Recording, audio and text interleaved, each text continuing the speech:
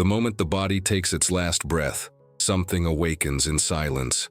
No sound is heard, but there is a presence, a vibration that seems to transcend time and space. The heart falls silent, the eyes close, and yet, something within us continues. It is the moment when physical life ceases, but consciousness, that enigma we call the soul, remains. What happens from then on? Where are we when we cease to be? What do we feel when the body no longer responds, but thought insists on existing? These questions have echoed for centuries, among temples, cemeteries, and prayers whispered to the wind, but few have the courage to face them head-on. Some say that in the first days after death, the soul still walks among the living, that it observes familiar faces, tries to touch loved ones, cries when watching its own body being mourned without being able to interfere. Some spirits, they say, don't realize they've died. They remain trapped in routine, repeating gestures and thoughts as if life continued as before. Others, on the contrary, awaken amidst a soft light, feeling a mixture of confusion and relief, like someone waking from a long, dense dream. But why do so many accounts coincide on this same pattern? Why do almost all spiritual traditions mention a specific period, 40 days, as the cycle of passage between two worlds? Spiritist doctrine, as well as ancient Eastern beliefs and even Christian rituals, affirms that this time is not random. 40 days, a number that is repeated in the scriptures, in purifications, in divine waiting. Jesus, after resurrecting, remained 40 days among the disciples before ascending. Moses fasted 40 days in the desert, and according to spiritualists, the human soul also takes 40 days to understand that it is truly free from the body and ready to move on. This interval would be a bridge, a crossing between the density of matter and the lightness of the spirit. But what happens in this in-between space, in this invisible space between the world of the living and the world of the dead? Imagine waking up without feeling the weight of your body. You open your eyes, but the surroundings are no longer the same. The colors seem different, the sounds are muffled. Time doesn't flow as it once did. At first, you believe you're dreaming. You try to call someone, but no sound comes out. You walk to a mirror and don't see yourself. You look to the side and notice people crying, an open coffin, flowers, and your own motionless face. In that instant, the truth strikes your soul like lightning. The body you always believed to be you is gone. It's the beginning of the Great Awakening. For some, this moment is one of utter despair. They try to touch their loved ones, shout their names, but no one answers. They feel the cold, the fear, the loneliness. For others, there is a feeling of unexpected peace, as if they have finally been freed from an old burden. There are accounts of spirits describing a welcoming presence, a light that seems to envelop and guide them. Others speak of familiar voices calling to them from afar, as if they were being greeted by those who have already passed on. The experience is deeply personal, shaped by what the soul has built throughout life. But what determines this difference? Why do some depart peacefully while others remain trapped in chaos? Spiritual traditions point to the same principle, the vibration of the soul. What we feel, think, and believe while alive transforms into the invisible matter we carry with us after death. Those who lived in love find love. Those who cultivated resentment find shadows. Death doesn't change anyone. It only reveals what was always hidden. During these first few days, spiritualists say, the soul still feels everything the mind believes to be real. It may feel cold, hunger, thirst, pain, not because the body still exists, but because the mind is still attached to earthly sensations. It's a reflection of belief. The soul that doesn't accept its own death continues to mentally recreate the same reality it left behind. This is the most delicate phase, where many remain wandering in confusion, repeating gestures and emotions, without understanding what happened. And if death is sudden, an accident, a murder, a suicide, the impact is even more intense. The spirit relives the scene several times, unable to comprehend what took it from life. This repetition, called the echo of death, is described in various mediumistic works as a kind of emotional loop. The final moment repeats itself until the exhausted soul accepts its new condition. It is at this point that the prayers and thoughts of the living become essential. Each sincere prayer is like a thread of light crossing the abyss, reaching the one who has departed. True love does not forcibly rescue the spirit, it calls it to consciousness. But there is something even more unsettling. According to psychographed spiritual accounts, not everyone perceives the help they receive. Some reject the help, deny death, insist on remaining where they were. They try to open doors, walk the streets, sleep, wake up, but nothing responds as before. They are shadows trying to live among shadows. Others, on the other hand, feel a luminous presence that envelops them and leads them to a new place, where time dissolves and pain ceases. It is like crossing an invisible river. These differences reveal something profound. Death is not a collective event, but an intimate experience shaped by consciousness. Each soul has its own awakening. Some awaken in serene gardens, others in misty landscapes. Some feel the presence of deceased relatives, others hear absolute silence. There are no formulas or guarantees. What exists is a universal principle. No one is completely alone, and it is at this point that the true mystery arises. What happens in the following days, when the spirit begins to understand that it is no longer bound to matter, but still feels the ties of the physical world? What does it mean to die when thought remains alive, when love still pulsates, when the longing for those who remain is almost tangible? Is death merely a change of plane, a shift in frequency, and not an end? The ancients called this period the crossing of shadows. The Eastern cultures called it an intermediate state. And Christians called it a time of purification. For Spiritists, it is the beginning of learning, the start of true life. And although each doctrine uses different words, they all seem to point to the same enigma. For 40 days, the spirit still walks between two worlds. It still feels, it still thinks, it still loves. Some describe the process as a gradual awakening. In the first few days, everything is confusing. The spirit is still trying to understand where it is. As time passes, it begins to perceive presences, spiritual friends, deceased family members, mentors. The pain in the body gradually disappears, replaced by increasing clarity. But this clarity comes with another perception, that everything we have done, every word, every thought, every gesture, still vibrates around us. It is the first glimpse of what spiritualists call responsibility of the soul. And then the inevitable question arises. If what we feel and think shapes our experience after death, what are we building now, while we are alive? Are we prepared for this awakening? How much guilt? How much resentment? How many unresolved loves do we still carry? And which may hold us back when the body can no longer sustain the illusion of physical life? The soul, they say, doesn't waste time judging. It simply recognizes.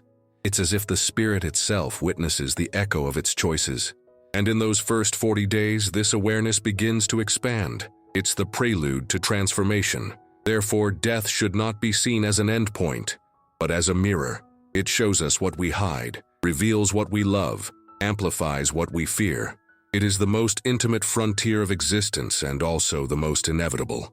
Everyone, without exception, will reach it one day. But what will we do with this truth? Will we run from it, or face it as a call to live with more clarity? The answer, perhaps, lies in the very silence that arises when the heart stops. In that instant when everything seems to end, that is precisely when something greater begins. The body bids farewell to the earth, but consciousness awakens to the infinite. And that's where the journey of begins.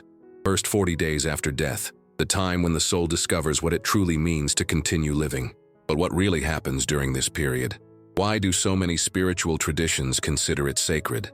And how does this journey define the destiny of each spirit? The answers begin now. In the first moments after death, everything is confusion. The soul awakens amidst a silence that does not belong to earth. There is a feeling of displacement, as if something invisible had broken, and the spirit floats between two worlds, without knowing which one it belongs to. It is on this threshold, in this interval between the last heartbeat and the first thought outside the body, that what spiritualists call the awakening of consciousness begins. And although many believe that death is a sudden rupture, the truth seems much more complex. It is not an abrupt end, but a slow unfolding. Imagine a person who has just passed away. Perhaps they suffered a long illness, perhaps an unexpected accident. They close their eyes and at first believe they are merely fainting. But when they try to open their eyes again, they realize something is strange. The room is the same, the people are there, but everything seems distant, hazy, almost translucent. They try to speak, but no one answers. They try to touch someone's hand and their fingers pass through the air as if piercing through the fog. Then comes the doubt, the anguish, the dread. Did I die? This moment is the soul's first challenge, to acknowledge its own death. Many resist, struggling to remain attached to matter, like someone trying to grasp a rope that is unraveling. They see family members crying, hear prayers, and don't understand why no one hears them. Some try to embrace their children, kiss their spouse's face, shout for someone to notice they are still there. But the sound doesn't pierce the veil that separates the two planes. It is a silent pain, as human as love itself. Chico Xavier psychographed numerous accounts that describe this moment with impressive detail. Recently deceased spirits recount the sensation of walking through the streets, returning home, seeing the furniture in the same place, and yet not being able to touch anything. Some even witness their own wake, observing the people they love with a mixture of tenderness and despair. Some try to console the family, saying that everything is all right, that the pain is over, but their words find no echo. Others, more serene, simply observe in silence, realizing that those tears are at the same time farewell and love. This is where true spiritual awakening begins. When the spirit realizes it is no longer the body, the mind goes into shock. Many believe they are dreaming. They try to wake up, wander aimlessly, and ask themselves what is happening. Some, more spiritually evolved, accept it with serenity. They feel an unprecedented lightness, as if they have finally freed themselves from an old burden. Others, however, plunge into despair. They do not understand what has happened, and this confusion creates a kind of spiritual fog, a mist that distorts the perception of reality. Attachment to material life is what most hinders this process. Spirits strongly attached to possessions, passions, power, ownership, guilt, or fear tend to remain close to the physical plane, unable to move on. They feel cold, hunger, thirst, and even pain, not because the body still exists, but because the mind still believes the body exists. The soul carries with it the force of habit. Thus, what it believed to be essential on earth becomes an invisible prison. Think about how many times while still alive we cling to small things, to an object, a resentment, a source of pride. Now imagine carrying that beyond death. It is this emotional baggage that determines the weight or lightness of the journey, and perhaps that is why so many traditions emphasize the importance of living with a clean heart, because what we take with us are not possessions, but vibrations. There are recorded cases of spirits who remained for years, even decades, without understanding their condition. Some returned daily to their old homes, tried to lie in their own beds, watch television, work, as if their routine had not been interrupted. Time, for them, ceased to exist. They lived in a repetitive cycle, reviewing memories, reliving emotions, trying to understand why the world seemed no longer to respond. These souls, according to Chico Xavier, were trapped in the lower plane, a vibrational band close to Earth, sustained by dense thoughts and unresolved emotions. But not all stories are sad. There are also accounts of luminous awakenings, as gentle as the dawn. Spirits who, upon opening their eyes, perceive a warm, golden light and a loving presence welcoming them. They are greeted by relatives who have passed on, by spiritual mentors, by invisible friends who radiate serenity. Fear dissolves. The feeling of loss is replaced by a profound recognition, as if something within them were saying, "Finally, I am home."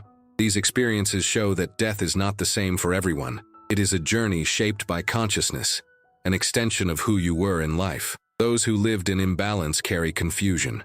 Those who lived in peace find light. Spiritual awakening is neither punishment nor reward.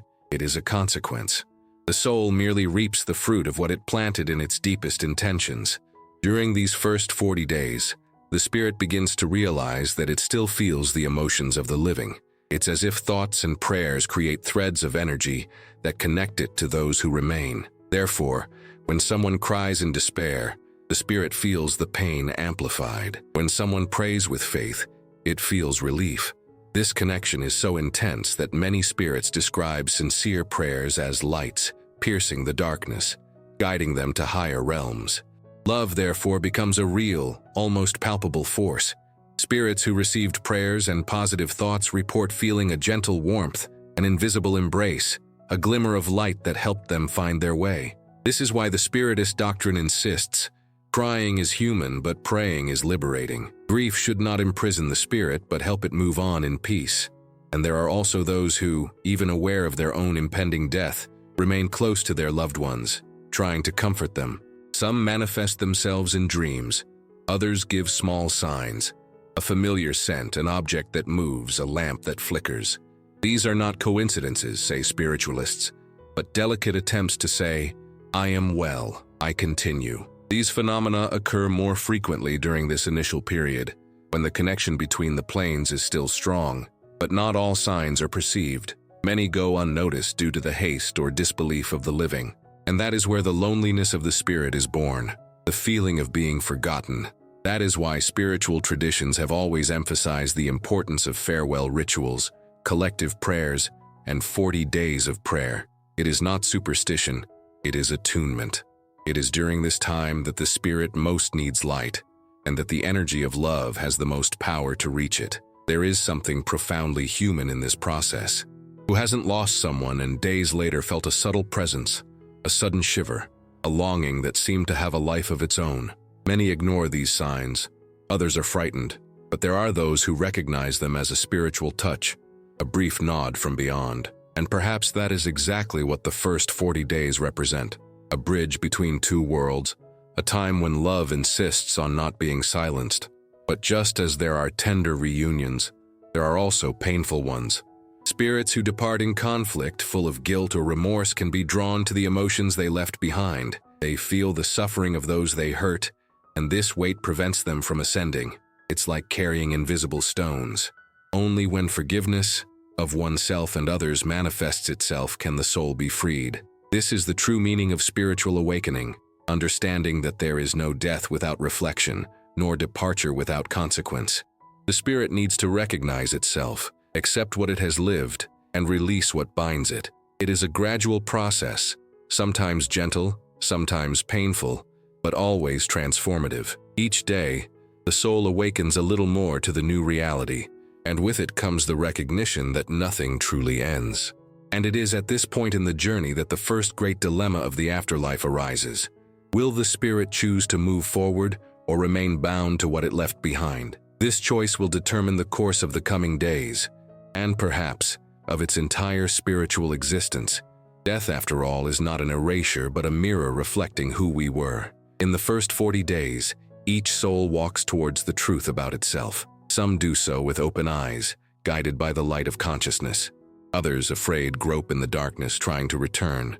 But all, without exception, will one day understand that dying is not ceasing to exist. It is merely waking up from a dream called life. And when this awakening is complete, something even more mysterious begins to reveal itself, the crossing to another dimension, where every choice, every emotion, and every act will find its reflection. But what exists on the other side? What does the soul find when it finally decides to cross the veil? These answers await in the next part of the journey, the crossing. That's what the ancients called the moment when the soul realizes it no longer belongs to the world of the living, but has not yet reached the dimension of light, a border territory, a zone of echoes and reflections, where all that we were still resonates, and what we will be begins to take shape. Death up to this point is only the beginning. The true enigma is revealed when the spirit realizes that there is an in-between place, a vibrational band where consciousness must choose between attachment and liberation. It is at this point that many get lost. The psychographed accounts by Chico Xavier, André Louise, and other mediums describe this moment with astonishing similarity. A sensation of displacement, followed by a distant call. Some hear soft voices. Others perceive luminous figures that observe them with compassion. There are also those who see thick shadows, misshapen forms that feed on the dense emotions of the newcomers. The soul, still in a state of confusion, does not understand what is happening. It walks through spaces that seem neither heaven nor earth, but something in between, a landscape where time dissolves and solitude weighs heavily. Why are some souls received by light and others by mist? What decides where each one goes? According to Spiritist doctrine, the answer lies in the frequencies of the heart itself. The spirit is neither led to the light nor dragged into darkness. It is drawn by affinity. Hatred recognizes hatred. Love recognizes love. The spiritual plane is like a vibrational mirror that returns to each the exact reflection of what they have cultivated. Some say that soon after death, the soul travels a kind of invisible road. The landscape changes according to the inner state. Those who died in peace walk through gentle fields, enveloped in a faint light. Those who departed in anger, fear, or guilt traverse arid gray regions, where everything seems to echo their own turmoil. In these places, the spirit feels what it has created. Emotions take shape. The mind constructs the surrounding scenery. A thought of love illuminates. A thought of despair obscures. Thus, the spirit travels within itself. But there's a curious point. Some spirits gather because of similarities, forming groups, transitory colonies, or learning zones. No one is truly alone, even in the darkest realms. There's always someone listening, someone trying to help. Mentors, disembodied friends, and entities of light approach those who show the slightest sign of repentance or a desire to understand. But for this help to be effective, the soul must accept the truth. It has died, and many simply refuse to believe it. Have you ever imagined denying your own death? Continuing to try to live, work, talk, even when the world no longer responds? This denial is one of the most disturbing experiences that consciousness can face. It's like trying to breathe in a dream. The spirit walks the streets, sees people passing by, tries to interact, but it's as if the entire universe has forgotten its existence. It screams, but the sound doesn't travel through. And then it realizes that loneliness can be a mirror of its own fear. In many accounts, it is in this state that spiritual mentors approach, not with sermons, but with gestures. Sometimes a silent presence is enough to calm the spirit. Other times it is necessary to let it wander until weariness leads to surrender. Divine love does not force, it only waits. When there is finally acceptance, the atmosphere changes. The mist dissipates, and a new light begins to emerge. It is the first glimpse of the higher dimension, but not everyone gets to see it immediately. There are spirits that remain trapped in the lower realms of the spiritual plane, known as the umbral regions. The umbral is not a hell in the religious sense, but a heavy vibrational field, populated by consciousnesses that still carry anger, guilt, addiction, fear, and pride. In these places, time seems to stand still. Souls constantly relive the densest moments of their lives in a cycle that repeats itself until something within them, a spark of repentance or hope, impels them to seek light. What would it be like to see the reflection of your own hatred taking shape before you? Or to hear, vividly, the echo of harsh words that hurt someone? That is the nature of the umbral. Everything that has been repressed or ignored takes on a physical form. Emotions become matter, and the mind transforms into landscape. This is why so many mediums describe the umbral as a collective creation, a kind of shared mental reality, where each person encounters what they have projected. However, there is beauty even there. Some spirits, moved by compassion, descend to these regions to help those who suffer. They are missionaries of light, souls who have already understood the cycle and have chosen to remain close to those who still struggle in darkness. These encounters are described as shocks of luminous energy.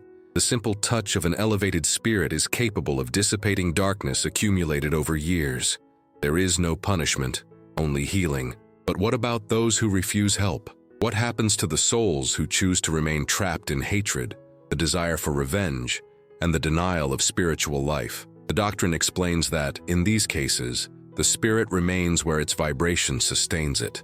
It is not punished, but neither does it advance. It remains immersed in its own mental creations, living and reliving the same pain until it understands that the way out lies within itself. The umbral, in this sense, is a school, severe but just.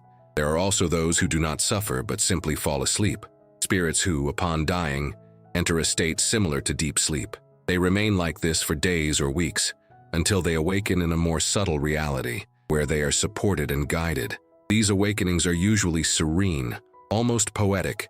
They describe gardens, simple houses, soft voices, and a feeling of reunion with lost love. These are the first steps toward spiritual colonies, places of study and rebalancing. Have you ever considered that death could, in essence, be a mirror of one's own consciousness? That heaven and hell are not fixed places, but states of mind? This idea, though ancient, is one of the most liberating. It frees us from fear and places us before responsibility. What we will experience after death depends on what we vibrate while alive. And if this journey begins with the crossing, it is during this crossing that we discover the true meaning of freedom. But there is an even more surprising aspect. The connection with the living is not broken immediately. Love continues to be a bridge between dimensions. Suffering spirits are often drawn to the tears of loved ones. They feel the pain of those left behind and, moved by this energy, try to get closer. When grief is too intense, this connection becomes a thread that imprisons. The spirit feels called back, unable to move on. That is why forgiveness and serenity from the living are so important. They are like keys that open the door to liberation. On the other hand, there are bonds that become beacons. When someone prays with sincere faith, the spirit perceives a gentle light, almost like a living memory. This vibration guides them out of dense zones and brings them closer to their mentors. Thus, even without knowing it, human love participates in the spiritual journey. No one crosses alone. What if it were possible to hear what souls feel during this passage? If we could understand for a moment the confusion and relief that coexist in this awakening, perhaps we would realize that death is not a sentence, but a process of profound reorganization. The spirit that understands this early suffers less. The one that resists learns through pain, but all inevitably move on. With each passing day after death, the link to the physical world becomes more fragile. The spirit begins to lose interest in old concerns, in objects, in status. What once seemed essential now sounds empty. A new type of perception emerges, a lucidity that does not depend on the senses. It begins to see not with its eyes, but with its consciousness. It is then that fear transforms into understanding and suffering into learning. It is at this stage that the crossing is complete. The soul finally understands that the world it left was only the beginning of a long journey. The umbral, the lights, the encounters, the lessons, all this is just the prelude to something greater. And when it decides, with an open heart, to follow the path towards the light, the scenario changes completely. The pain disappears, the weight dissolves, and an indescribable feeling of freedom envelops it. But the story doesn't end there. On the other side of the crossing, a new reality awaits.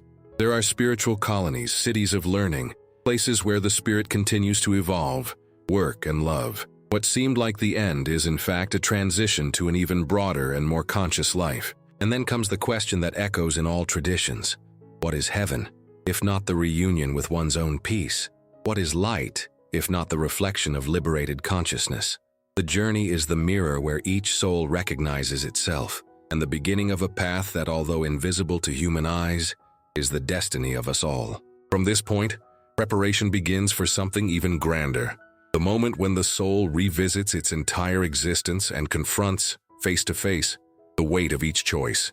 This is the next step in the journey, the instant when the spirit finally understands what it has done with its own light. When the spirit finally crosses the threshold between the world of the living and the invisible, one of the most impactful moments of the entire spiritual journey begins: the review of life. It's not a symbolic scene or a celestial judgment as you might imagine in movies. It's an intimate, profound, inescapable process where consciousness confronts itself, without masks, without excuses, without filters. The soul, now freed from the illusions of the body, begins to see with a clarity it never had in life. Everything that was lived, every word spoken, every feeling nurtured, every gesture of love or indifference, returns like a living mirror. It is at this point that the spirit understands that nothing has been forgotten, and that each act leaves a vibrant mark on the fabric of eternity. Several mediums and spiritualists report similar experiences in psychography, seances, and near-death regressions. One spirit described the moment as watching a film of their own existence, but feeling the emotions of others firsthand. "I didn't just see what I did," the message said. "I felt what I caused. I felt the pain of those I hurt, the relief of those I helped, the fear of those I disappointed." Another spirit recounted that during this review, time seemed to disappear, that in seconds they relived an entire life and understood each choice with a clarity impossible for human reasoning. It's as if the heart gained memory, and love, or the absence of it, became the true judge. But the phenomenon of revision is not the same for everyone. Some experience a kind of lucid dream, where scenes form and dissolve like clouds, and consciousness merely observes. Others face such an intense emotional avalanche that they lose all sense of who they are. More prepared spirits feel gratitude, regret, and serenity simultaneously, recognizing their own mistakes as part of the learning process. Those who lived in imbalance, dominated by selfishness or cruelty, plunge into a state of disturbance. What was previously denied or hidden emerges forcefully, the inner truth, naked and inevitable. Have you ever imagined what it would feel like to watch yourself, not as the protagonist, but as the consequence? To see your words echoing in someone's life, your silence hurting as much as an offense, or a simple gesture of affection changing another person's destiny. That is the essence of spiritual reflection. There is no external punishment, only the complete understanding that the universe is interconnected and that every action, however small it may seem, creates ripples that one day return. Chico Xavier recorded accounts from spirits who, upon going through this stage, described repentance as a gentle flame that burns without destroying. It is a purifying pain, a kind of conscious fire that transforms guilt into learning. Some ask forgiveness from God, others ask it of themselves. There are those who, still unconscious, try to escape the vision, but discover that the past is inescapable. It lives within them. And it is in this recognition that the true healing process begins.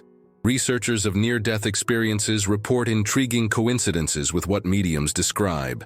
People who were clinically dead for a few minutes recount having reviewed their entire lives in flashes, feeling a loving presence that did not judge them, but only made them understand. One of these people said, "There was no condemnation, only a silent invitation for me to see with the eyes of truth." The most curious thing is that similar accounts emerge in completely different cultures, from Tibetan monks to patients in Western hospitals, all describing a light that reveals the past with compassion and lucidity. During this review, the spirit also begins to realize what it failed to do, the wasted opportunities, the unspoken words, the good that could have been done but wasn't. These absences hurt as much as the mistakes.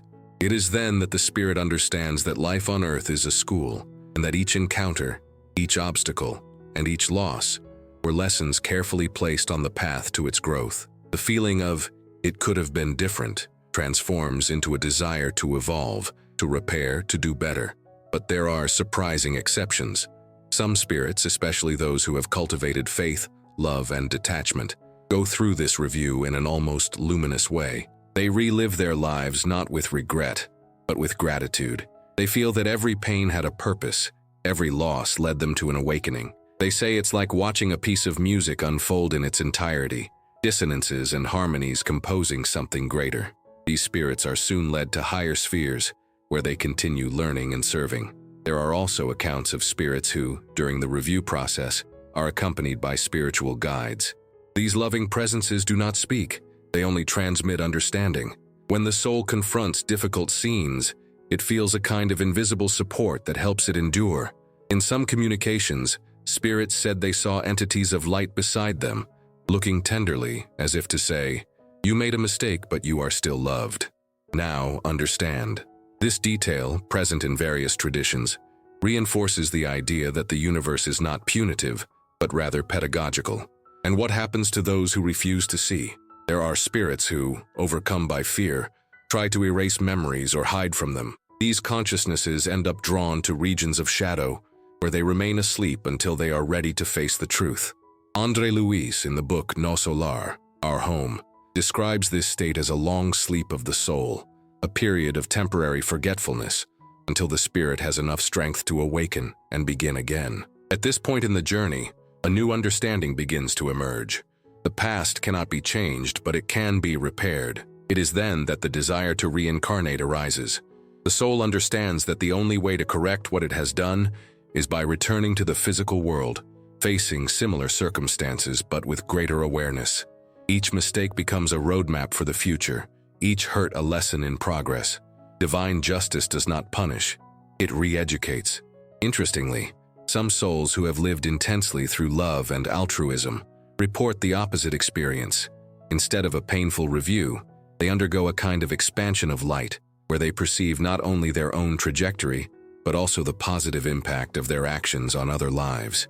They feel connected to people they helped unknowingly, to simple gestures that inspired hope, to words that silently saved someone. These souls say they finally understand the true power of love. It transcends dimensions and continues to bear fruit even after death. Conversely, there are the rare and striking cases of those who refuse to change, even in the face of truth. Spirits who insist on justifying themselves, blaming others, denying what they see. These remain trapped in lower spiritual zones, reliving their own deception until the weariness of resistance leads them to surrender. It is an inevitable lesson, because the pain of denial is greater than the weight of regret. In this process, something subtle and transformative happens. The soul discovers that it has always been accompanied. Even in the darkest moments of life, there were discrete presences to support it. Mentors, family members, companions from other existences. This revelation brings profound relief. Loneliness, after all, was merely an illusion of the senses. Spiritual life is made of networks, bonds, and reunions. The review of life ends when the spirit accepts what it has lived and decides to move forward. Pain transforms into wisdom. Consciousness realizes that nothing was in vain. It is at this moment that the surrounding scenery begins to change. The light increases, the weight decreases, and the soul feels a call that comes from afar. A silent voice that seems to say, "You have learned. Now come and see what lies beyond." But what lies beyond that point? What happens when the soul completes its review and is ready for the next stage? Chico Xavier reported that many spirits are then taken to spiritual colonies, ethereal cities that vibrate at higher frequencies, organized in harmony and learning. The most famous of these places is Nosso Lar, our home, described by André Luis as a living society, with hospitals, schools, squares, and temples dedicated to service and love. There the spirit rests, studies, and prepares for the next cycle of existence. And you, have you ever thought about what you would find if you could watch the story of your life with the eyes of your soul? What scenes would make you smile? Which ones would you still ask for forgiveness? Review is the great mirror of eternity, and we will all, one day, stand before it. But not as defendants, but as learners of a truth that will accompany us forever. To live is a sacred act, and every choice we make shapes the path that sooner or later we will have to travel again. At the end of this process, the spirit understands something that completely transforms its view of existence. Death is not the opposite of life. It is merely its continuation in another form. And this review is not a punishment. It is a chance to understand how love is the only force capable of traversing all worlds. This is the lesson that awakens when the soul, illuminated by its own past, finally prepares for what is to come, the reunion with everything it once loved. After reviewing one's life, when the spirit faces the reflection of all that has been, a new chapter begins, a period of reunions, farewells, and choices. The soul now knows who it is, but still needs to decide what it will do with what it has learned. It is a time of profound sensitivity, in which each memory vibrates like a living wave, and it is at this point in the journey that love, in all its forms, once again becomes the center of everything. Love becomes a bridge, a guide, and also a test. It is the bond that connects the spirit to the world it left behind, and at the same time, the force that invites it to move forward. Many spirits, upon fully awakening, feel a heartbreaking longing for those left behind. They still perceive the home, the faces, the smells, the voices. They feel the desire to protect, to comfort, to say that they are well. This connection is so intense that, according to psychographed accounts, some even remain with their families for weeks, observing every movement, trying to transmit messages through dreams, subtle touches, or small coincidences. They are discreet presences, almost imperceptible but full of love. In some houses, the air changes for a moment. A flower moves on its own. A song plays at the right time. Small signs that the living rarely perceive, but which have a clear purpose, to say that life goes on. However, not everyone manages to maintain this closeness in a healthy way. When the pain of grief turns to despair, it creates a vibrational barrier that traps the spirit. Love, when mixed with anguish, becomes a chain. Spirits who wish to depart for higher planes often hesitate, feeling called by the sadness of those they love. They try to comfort, but end up remaining trapped in suffering. This is why spiritual guides insist on the importance of prayer. Prayer is the thread of light that liberates, not the tear that imprisons. There are moving accounts from spirits describing the moment they first heard a prayer offered by someone they left behind on earth. They say it's like a sound unlike any other, a warm vibration full of color and feeling. One of them said, "I was lost in the fog of regret until I heard my mother pray for me. Each of her words transformed into a ray of light, and I followed that glow until I found help." This is why Spiritism teaches that praying for the dead is not mourning, it is love in action. Prayer doesn't call the spirit back, it propels it upward. But there are also reunions. When the spirit reaches a higher vibration, it begins to perceive familiar presences awaiting it on the other side. These are parents, siblings, friends, or loves from other lives. This moment is described as one of the most emotional of the journey. The separations of earth dissolve and time ceases to exist. Many report feeling a bodiless embrace, a fusion of feelings that transcends any word. There is no need for explanations, only the silent recognition that the bond has always existed. However, not all reunions are smooth. There are also those that involve reconciliation and confrontation. Spirits who have departed leaving behind moral debts or open wounds are brought to meet those they have hurt, not as punishment, but as an opportunity for healing. In these meetings, the spirit deeply feels the impact of its own actions. Sometimes the one who was once a victim now offers forgiveness, freeing both. Other times, forgiveness is not yet possible, and the reunion becomes a learning experience. Love, once again, is the path to liberation, even when it hurts. Have you ever thought about how many people have passed through your life leaving invisible marks? What if each of them were connected to you by spiritual threads that will continue to exist after death? Spiritism teaches that no encounter is by chance. Every affection, every antipathy, every loss has a greater purpose, and many of these connections extend across multiple existences. Death, then, is not a definitive separation, but a pause between chapters of a story that never ends. In the first 40 days after death, these bonds are still very much alive. It is common for the spirit to visit places it loved, see loved ones sleeping, observe prayers, and even participate in funeral rites. Some say it's like watching a movie of their own life coming to an end. Others say they feel the call of deceased family members who appear as lights or familiar figures saying, "Come, it's time." This call marks the moment of choice, to remain attached to matter or to move on to the new dimension. And it is at this point that the conflict intensifies. There are spirits who try to stay. They refuse to leave because they cannot bear the idea of leaving behind young children, unfinished loves, unfulfilled promises. These ties become heavy, almost physical. Some describe trying to touch their loved ones, but their hands passed through them, and this made them suffer even more. It is a kind of silent pain without tears, without words.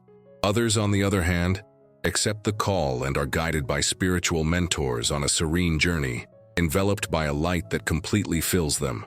Spiritualists affirm that this moment, the definitive separation from the material plane, is one of the most delicate.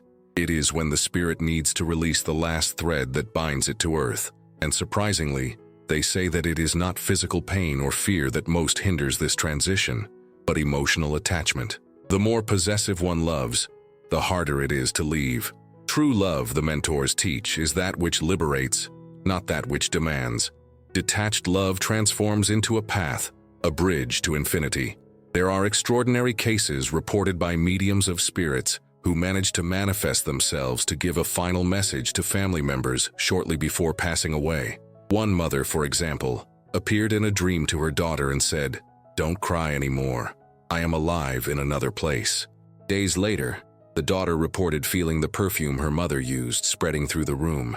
Another case, recorded by Chico Xavier, describes a young man who wrote through psychography saying that he saw his father's tears as a fog that prevented him from walking, until one day the man, resigned, prayed and said, "Go in peace, my son." At that moment, the young man said he felt the chains break. These stories, so similar to each other, show that both sides, the living and the dead, participate together in the same process of liberation.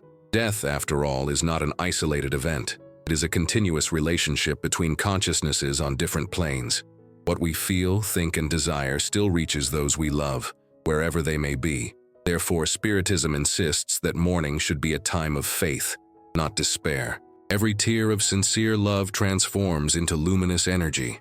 Every tear of revolt becomes a shadow that needs to be overcome. But there is an even more mysterious phenomenon within these 40 days: direct spiritual manifestations.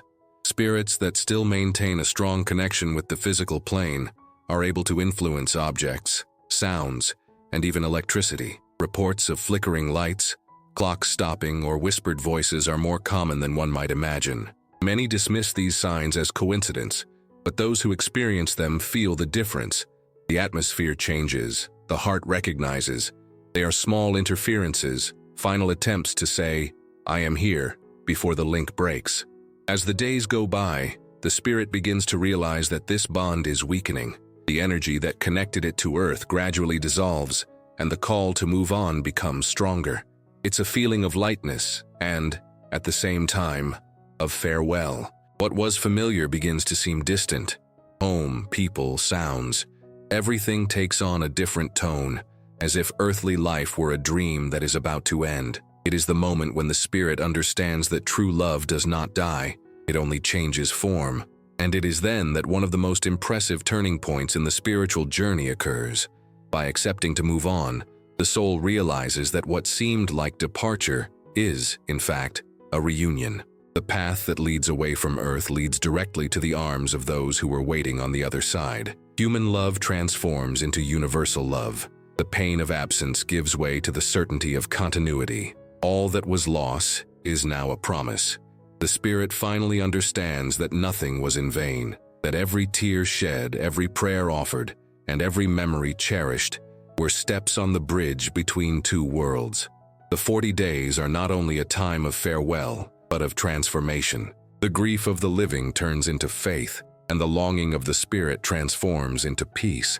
It is the moment when the soul accepts its new destiny and moves on with serenity, leaving behind the darkness of attachment and entering the light of understanding. But there is still something beyond this final crossing, something that few understand, but all will experience one day. When the spirit definitively crosses the border, it does not disappear, it awakens.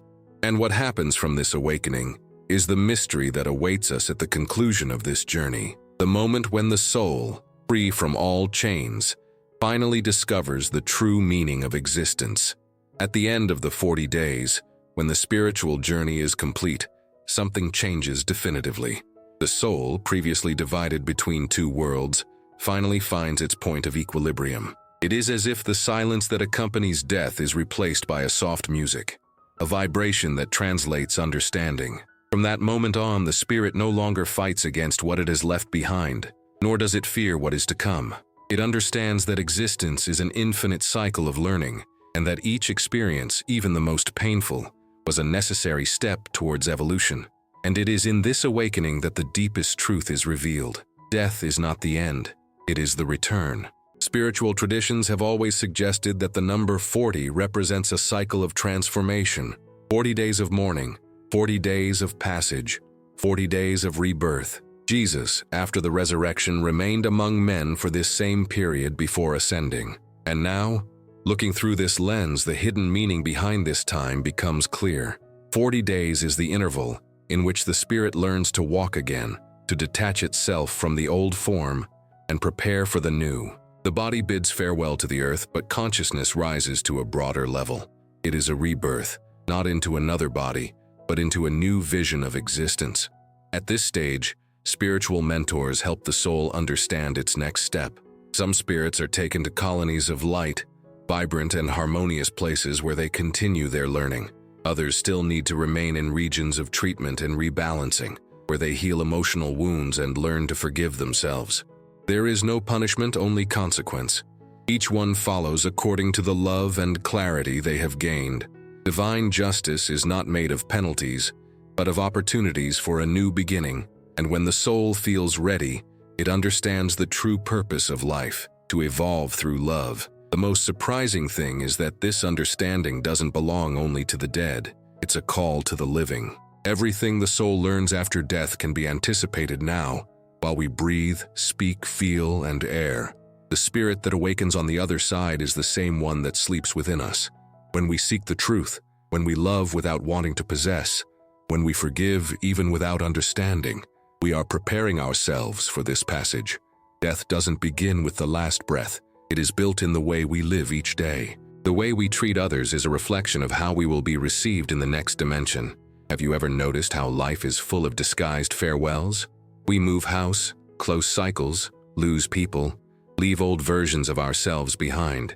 Each loss is a small death, and each rebirth is a rehearsal for the great return. When we look at it this way, we understand that the true purpose of existence is not to accumulate, but to learn to let go. Because what truly remains is not what we possess, but what we love. That is what crosses the veil, what gives shape to eternity. Chico Xavier used to say that nobody dies, they just change address. This simple phrase carries immense wisdom. It invites us to rethink the way we live. How many times do we postpone asking for forgiveness, a hug, a kind word, as if there were plenty of time? How many times do we treat others as if we were eternal in our bodies? When death arrives, regret doesn't come from what we did, but from what we failed to do. That's why understanding the 40 days is not just an exercise of faith, but an urgent call to conscience. The time to love is now. Imagine if you could see with the eyes of your soul the impact your actions have on others. The act of compassion that changed someone's day, the harsh word that hurt without you realizing it, the silence that could have been a hug. This is the review that many spirits face on the other side, and that we can anticipate while still alive. True spirituality doesn't begin after death. It begins when we decide to live with purpose, when we realize that each person who crosses our path is a mirror of what we need to learn. What the spiritual journey teaches us, in the end, is that life is infinitely longer than we imagine. Death is merely a change of season, and when we understand this, fear disappears. We begin to live differently, more attentive, more present, more human. Faith ceases to be blind belief and transforms into trust. Trust that there is meaning in pain, in separations, and in upheavals. Trust that no one is lost forever, that everything love touches is reunited. Trust that the universe is wise, even when we don't understand the paths it traces. It's common for people who have lost loved ones to feel their presence, dream about them, or perceive subtle signs. It's not imagination, it's the echo of a bond that still vibrates. These signs are reminders that the soul is eternal, and that love doesn't fade with time. Death doesn't separate, it only changes the way we coexist. What was once touch is now memory. What was once voice is now feeling.